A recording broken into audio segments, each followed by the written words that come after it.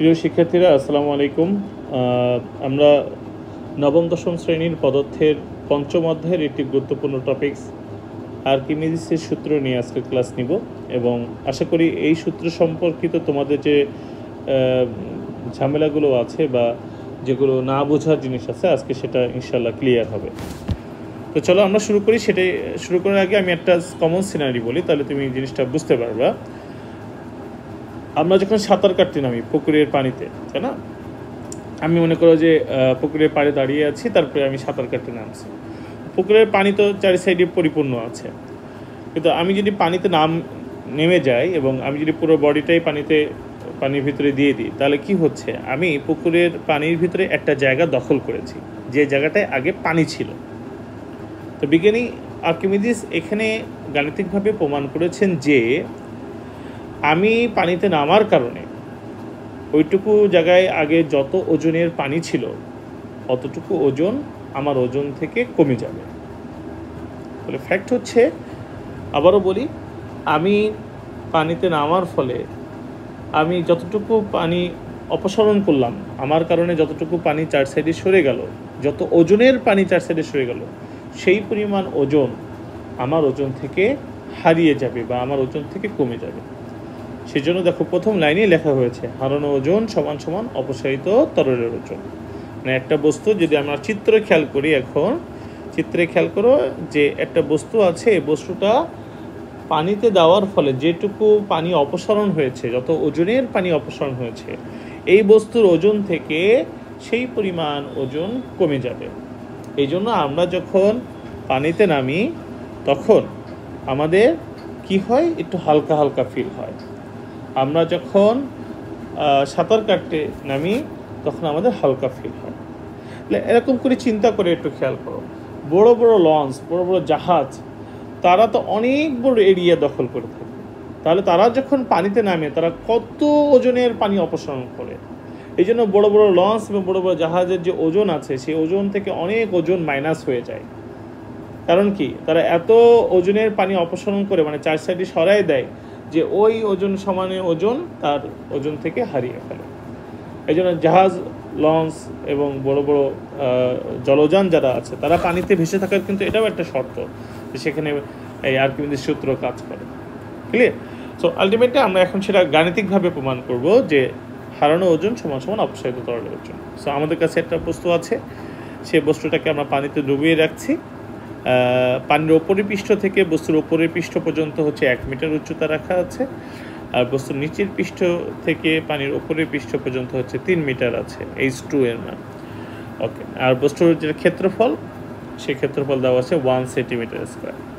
তো চলো আমরা শুরু করি, যে দেখি আমরা প্রমাণ করি যে আসলে হারানো ওজন সমান সমান অপসারিত তরলের ওজন। কেমন? তো সবাই আমাকে খেয়াল করো, দেখো তো এই যে বস্তুটার ওপরের পৃষ্ঠে পানির যে ওপরের অংশটুকু আছে, তারা কি করে? নিম্নমুখী একটা বল দেয়, খুবই স্বাভাবিক। তাহলে আমরা লিখতে পারি ফার্স্ট পানি কর্তৃক নিম্নমুখী বল, পানি কর্তৃক নিম্নমুখী বল। তাহলে F1 সমান সমান আমরা জানি কি mg। খুবই স্বাভাবিক, আমি কিন্তু একটু ভেঙে ভেঙে করাচ্ছি। এখন দেখো তো যে এইটুকু জায়গা ভর কত, সেটা কি দেওয়া আছে? দেওয়া নেই। তাহলে আমি আরেকটু বিশ্লেষণ করি। ভি রো জি, আমরা জানি রো ইকুয়াল টু m/v, তাহলে ভি রো জি।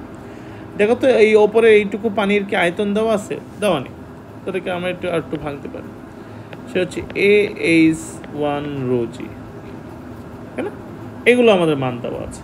দেখো ক্ষেত্রফল দেওয়া আছে 1 সেন্টিমিটার স্কোয়ার, H1 দেওয়া আছে 1 মিটার, রোর মান আমরা জানি পানি যেহেতু 1000, জি এর মান জানি 9.8। আমরা H1 এর মানটা বসিয়ে, আমরা আপাতত পুরো মানটা বসাবো না, জাস্ট H1 এর মানটা বসাবো। তাহলে আলটিমেটলি আমার মান আসে হচ্ছে A রো জি। তাহলে পানি কর্তৃক নিম্নমুখী বল হচ্ছে A রো জি। ঠিক একইভাবে পানি কর্তৃক, খেয়াল করে এবার মনোযোগ দিয়ে, যে আমাদের যে বস্তু এবং বস্তু যখন পানিতে ডোবানো হয় তখন পানি বস্তুর ওপর চাপ প্রয়োগ করে সব দিক দিয়ে, ওপর দিক দিয়ে, পার্শ্ব দিক দিয়ে, নিচের দিক দিয়ে। তাহলে এই যে পানিটুকু আছে নিচের পানি, সে বস্তুকে ঊর্ধ্বমুখী বল দিচ্ছে বা ঊর্ধ্বমুখী চাপ দিচ্ছে। তা কি বললাম, একটা বস্তু যখন পানিতে ডোবানো হয়, পানি ওই বস্তুর উপর সব সাইড দিয়ে চাপ দেয়। তাহলে পানির বস্তুর নিচের পৃষ্ঠে পানি কি দিচ্ছে? ঊর্ধ্বমুখী বল দিচ্ছে, কারণ এই অংশটুকু ওপরের দিকে বল প্রয়োগ করছে, ওপরের অংশটুকু নিচের দিকে, নিচের অংশটুকু ওপরের দিকে। তাহলে ভাইয়া আপনি ঊর্ধ্বমুখী বলের কথা বললেন, নিম্নমুখী বলের কথা বললেন, পার্শ্ব যে চাপ সেটা বলছেন না কেন? পার্শ্বমুখী যে বল সেটা বলছেন। খেয়াল করুন, এই দিক বরাবর যে বল হয়, এই দিক বরাবরও সেই একই বল হয়।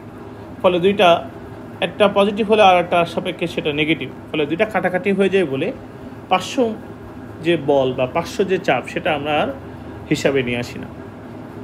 ক্লিয়ার? কারণ কি, আমি যে পয়েন্ট বরাবর পার্শ্ব চাপ হিসাব করব তার উচ্চতাও যা, এই পাশে সেই পয়েন্ট বরাবর পার্শ্ব চাপ হিসাব করব তার উচ্চতাও কি সেম। তাহলে দুইটা যদি সেম হয়ে যায় তাহলে তো কাটাকাটি হয়ে যাবে, কারণ একজন আরেকজনের সাপেক্ষে বিপরীত দিক থেকে আসতেছে। তাহলে আমরা চলে যাই পানি কর্তৃক ঊর্ধ্বমুখী বল। তাহলে বস্তু নিচের পৃষ্ঠে পানি ঊর্ধ্বমুখী বল দিচ্ছে, তাহলে সেটা হচ্ছে F2। F2 সমান আমরা লিখতে পারি AH2ρg, একবারে লিখে দিলাম। কেমন? তোমরা সবসময় একবারে লিখবে, আমি তো এটা ভেঙে লিখলাম, এই দুইটা পয়েন্ট লিখছি ভেঙে লেখার কারণে, যাতে তুমি বুঝতে পারো যে সূত্রটা কীভাবে আসছে। তো AH2ρg এর মান আমি জানি 1 সেন্টিমিটার, সেটা এখন বসাবো না, এ রেখে দিলাম। H2 মান আমি জানি 3 × ρ × g, ঠিক আছে? AH2ρg। তাহলে আমরা F1 পাইলাম, F2 পাইলাম, ঠিক আছে? এবার খুব মাথা ঠান্ডা করে বলো তো কার মান বড়? খুব ভালো করে তুমি জানতে পারছো যে ভাইয়া Aρg F1 এর ক্ষেত্রেও যা, F2 এর ক্ষেত্রেও তাই, শুধুমাত্র এইচ এর পার্থক্যের কারণে মান ভিন্ন হবে। আমরা জানি H2 এর মান বড়, তাহলে অবশ্যই ঊর্ধ্বমুখী বলের মান বড়। নিম্নমুখী বল অপেক্ষা ঊর্ধ্বমুখী বলের মান বড়।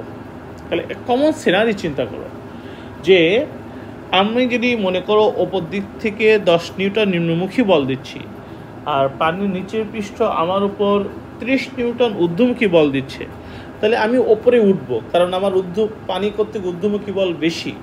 কত নিউটন বলের কারণে উঠবো? নিশ্চয়ই 20 নিউটনের কারণে। নিচের দিকে দিচ্ছে 10, ওপরের দিকে দিচ্ছে 30, তাহলে 10 আর 30 যদি হয় তাহলে লব্ধি বল কত? 20 নিউটন। তাহলে আমাদের এই যে পানি কর্তৃক ঊর্ধ্বমুখী বল আর পানি কর্তৃক নিম্নমুখী বল, তাহলে আমরা এখানে কি পাবো? এই বস্তুটার ওপর একটা লব্ধি বল পাবো। তাহলে আমি লিখি ঊর্ধ্বমুখী লব্ধি বল। এটাকেই আমরা বলতে পারি হচ্ছে প্লবতা, ঊর্ধ্বমুখী লব্ধি বল বা প্লবতা। এটাকেই তুমি আর এক সেন্সে বলতে পারো হারানো ওজন। তাহলে তিনটা যে কোনো একটা কথা দিয়ে তুমি এটাকে জাস্টিফাইড করতে পারো যে ঊর্ধ্বমুখী বল বেশি, নিম্নমুখী বল কম, তাহলে একটা লব্ধি বল কাজ করবে, বস্তুর ওপর একটা বল ক্রিয়াশীল থাকবে, সেটা হচ্ছে লব্ধি বল, সেটাকে আমরা প্লবতা বলতে পারি অথবা হারানো ওজন বলতে পারি। তাহলে সমান সমান লিখতে পারি F2 - F1। তাহলে F2 - A1 যদি F1 যদি বসায়, তাহলে আলটিমেটলি আমাদের F2 মান ছিল হচ্ছে 3Aρg - Aρg। Aρg কমন নিলাম, ডিরেক্ট বলা যায় 2Aρg। তাহলে এটা হচ্ছে আমাদের, এবার মানগুলো আমরা বসাই। 2 × 1 সেন্টিমিটার স্কোয়ারকে মিটার স্কোয়ারে নিতে হলে কি করতে হয়? 10⁻⁴ দিয়ে গুণ করতে হয়। 10⁻⁴, এটা হচ্ছে 1000, এটা হচ্ছে 9.8। এই হিসাব করলে মান হচ্ছে 1.96 নিউটন। তাহলে আমি হারানো ওজন পেয়ে গেলাম। আর্কিমিডিস সূত্রের প্লবতা বা হারানো ওজন বা লব্ধি বল কত হবে সেটা বের করলাম। আমার আর একটা জিনিস বের করা বাকি, সেটা হচ্ছে অপসারিত তরলের ওজন। তাহলে আমি দুই পাশ প্রমাণ করতে পারবো। তাহলে চলো অপসারিত তরলের ওজন আমরা ম্যাথ করি, এখানেই করলাম। অপসারিত তরলের ওজন, অপসারিত তরলের ওজন, খুব মনোযোগ দিয়ে খেয়াল করো, অপসারিত তরলের ওজন। আচ্ছা বলো তো যে, আচ্ছা অপসারিত তরলের ওজনের সূত্র লিখি, W = mg। আমি তো জানি না কত ভরের পানি অপসারণ হয়েছে, তাহলে এটা গেলে V ρg লেখা যায়, তাই না? তাই তো? ওকে, এবার খুব মনোযোগ দিয়ে খেয়াল করো। এখন অপসারিত তরলের আয়তন লাগবে, আমি এটা কোথা দিয়ে পাবো? খুব কমন সিনারি চিন্তা করো, বস্তু ঠিক যতটুকু আয়তন দখল করে বস্তুর আয়তন ঠিক যতটুকু, মানে সে ঠিক যতটুকু আয়তন দখল করে সেইটুকু আয়তনের পানি তো অপসারিত হয়। আমার দেহের আয়তন যতটুকু, আমি পানিতে নামলে তাহলে তো অতটুকু আয়তনের পানি অপসারিত হবে। ফ্যাক্ট হচ্ছে বস্তুর আয়তন যা, অপসারিত তরলের আয়তনও কি তাই। তাহলে আমরা কি এখন এই ভি এর জায়গায় বস্তুর আয়তন দিতে পারি। আর বস্তুর আয়তনের সূত্র কি? এইচ ক্ষেত্রফল গুণ উচ্চতা রো জি। এখন কথা হচ্ছে ভাইয়া, বস্তুর আয়তনের জন্য বস্তুর ক্ষেত্রফল লাগবে, বস্তুর উচ্চতা লাগবে। বস্তুর ক্ষেত্রফল 1 সেন্টিমিটার স্কোয়ার দেওয়া আছে, কিন্তু উচ্চতা দেওয়া নেই। কিন্তু দেখো তো ভালো করে চিত্রটা খেয়াল করে, H3 থেকে যদি আমরা H1 বাদ দিই তাহলে বস্তুর উচ্চতা এতটুকু পেয়ে যাব। তাহলে H3 মাইনাস H1, তার মানে 3 মাইনাস 1 সমান সমান 2 মিটার। তাহলে আমরা H পেয়ে গেলাম। তাহলে এর মান হচ্ছে 1 সেন্টিমিটার স্কোয়ার, এটাকে মিটার স্কোয়ার নিলাম, ইন্টু মাইনাস 4, এটা হচ্ছে 2, এটা হচ্ছে 1000, এটা হচ্ছে 9.8। দেখো একদম সেম টু সেম, এটার মান হচ্ছে 1.916। তাহলে গাণিতিক দ্বারা প্রমাণিত হলো যে ঊর্ধ্বমুখী লব্ধি বল বা প্লবতা বা হারানো ওজনের মান যা, আলাদা হ্যাঁ, হারানো ওজনের মান যা, অপসারিত তরলের ওজনের মান কি তাই। তাহলে আমরা বলতে পারি যে একটা বস্তু পানিতে যদি নিমজ্জিত করা হয় তাহলে সে যে পরিমাণ পানি অপসারণ করে, যে ওজনের পানি অপসারণ করে, সেই ওজনের সমান পরিমাণ পানি, সে ওজনের সমান বস্তুর ওজন থেকে হারিয়ে যায়। তার মানে হারানো ওজন